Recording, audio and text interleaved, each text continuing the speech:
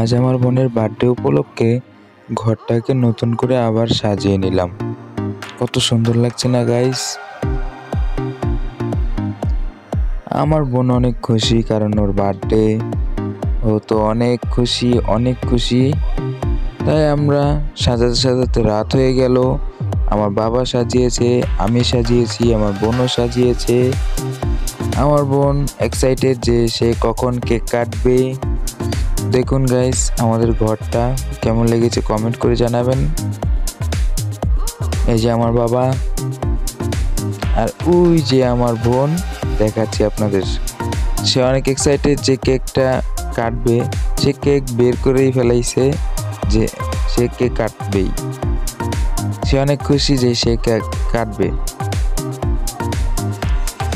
সে বলছে যে তাড়াতাড়ি শেষ করো, কেক কাটতে হবে। তো